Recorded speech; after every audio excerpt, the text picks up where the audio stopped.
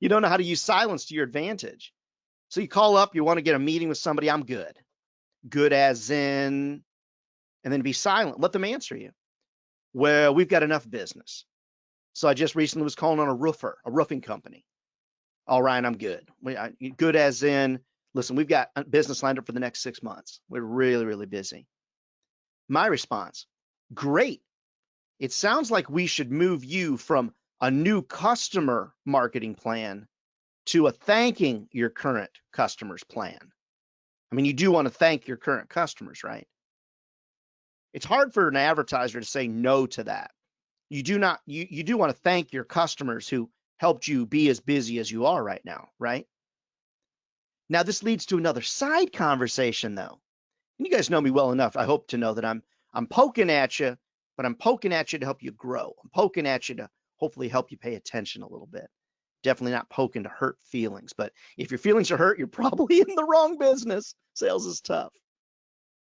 You might be dealing with somebody, though, that you're calling on the wrong categories. If you're not hearing any advertisers say, I'm good, I'm really busy, I don't need any business right now, that is an indicator.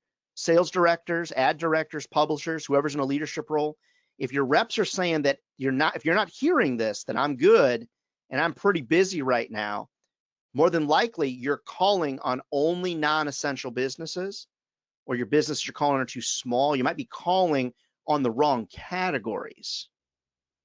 How about this one? I've got no budget. My budget's all spent. Well, I respond back, well, what about Bill's Bait Shop and Julie's Interior Design and Bob the Builder? What about them? I truly feel that your absence is their opportunity. They are seeing results after a few months of working with us. I'll tell you what, why don't I just quickly show you some marketing ideas that are working right now for other business owners. And then you have to be silent, because most of the time they will give you the opportunity to chat with them if you're calling at the right time and if you can show them some value. The value, friends, a lot of times comes from what you say and how you start the conversation. So let's talk about that for just a couple of seconds, because I think it's important. If you pick up the phone, and the reason I bring this up is because I was working with a wonderful sales rep in the upstate of Northern California, and she was starting her phone calls with, "Oh, hi, this is Suzanne.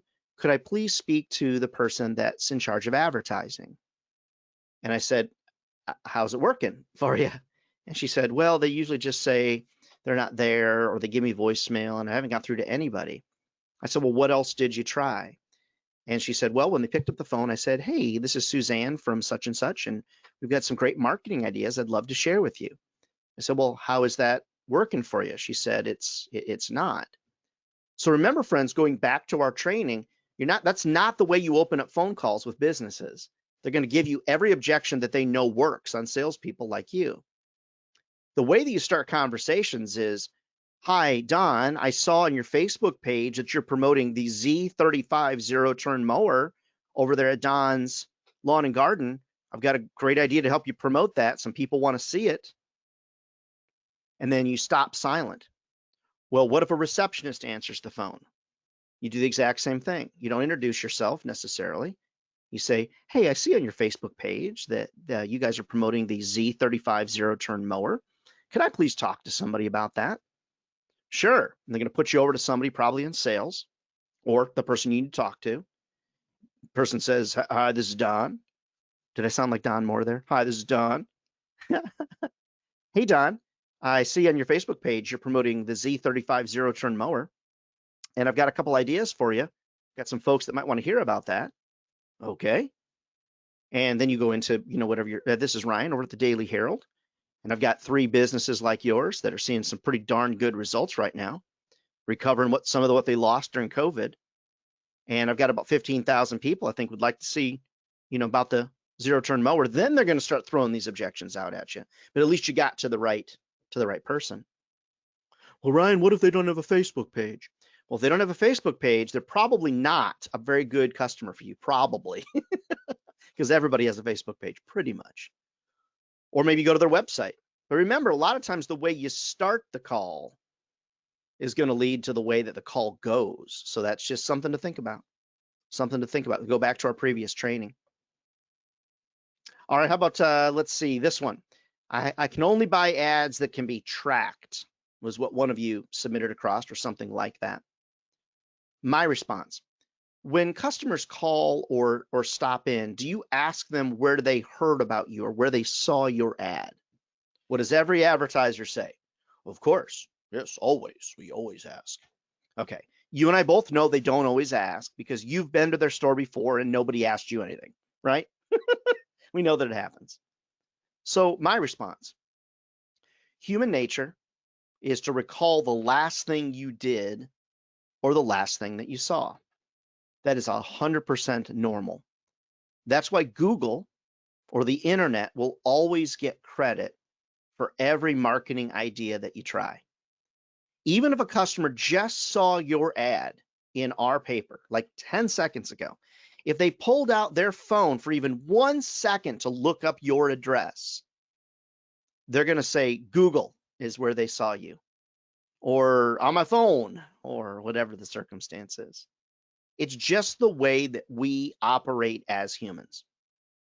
Plus, we always research everything before we engage. Everything. It doesn't matter if you're looking for a coupon for buying a plant, or if you're trying to find a dentist or a chiropractor, or you're looking for the furniture store or whatever. So for me, and you've heard me talk about it before, guys, for me, I tell advertisers this up front when they're buying newspaper or magazine ads from me.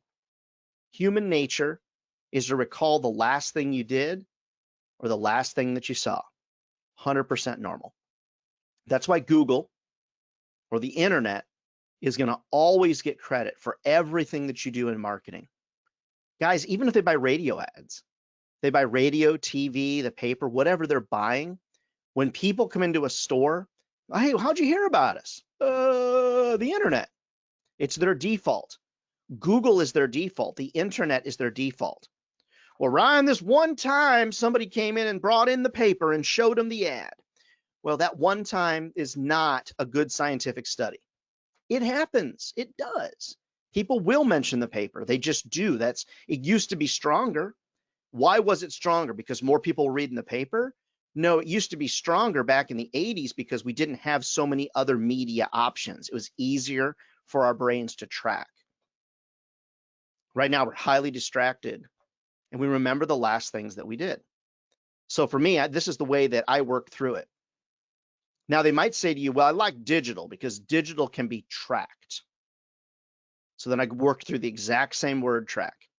I recognize that getting those reports are great. Well, I like Facebook. When I get a like on Facebook, I know my ad's working. First, let me say I love social media too. It's great that you believe in advertising. Tell me, how do you translate a like to someone coming to your store to buying something from you or engaging with you or whatever that circumstance is? Start down by that path. Here's another one from some of you. We've been hit hard by COVID, no budget. And somebody wrote they're firm about that, like 6 exclamation points. You might consider saying something politely like this. I absolutely understand your concern. If I may ask, what is your plan, though, to get back what you lost during COVID? And they're not gonna have an answer. Friends, what's been happening is advertisers have gotten so good at giving excuses. Now they're ecstatic because they've got even more excuses to give you. So it used to just be, I have no budget, nobody reads the paper anymore. Or I only do digital, or I love Facebook. We're going to talk about that in a second. Now they've got a whole nother batch of excuses they can give you. And then they're not giddy about it because nobody wants to be giddy about COVID. That would be completely cold and heartless. But they've got a whole nother batch. And we're not prepared to handle that new objection. And so we're just like, oh, when should I call you back? We've been hit hard by COVID as a new objection. And guess what? A lot of you are buckling under the pressure. You're buckling to it. So very politely, I think I always might add in there, I can totally understand your concern. But if I may ask, what is your plan to get back what you lost during COVID here? Now, I recognize that some businesses, even in Texas, are shutting certain things back down. They haven't started doing it too much here in South Carolina. But they might say, listen, Ryan, I can barely pay the bills as is, because that first one didn't work. You didn't fall victim to that one. So they give you another one. I can barely pay the bills as is. I can barely pay the rent you want me to advertise. My response, I would agree with you that these are challenging times for sure. But what about Bill's Bait Shop and Julie's Flowers and Bob the Builder? What about them? We've been helping them bounce back to business, and they're really loving the results. I'd love just to take a few minutes to discuss what we can do to help you bounce back to business too, or something along those lines. You'll notice, guys, I'm not reading exactly what's on the screen, so maybe you like what I'm saying better than what's on the screen. But these word tracks are important.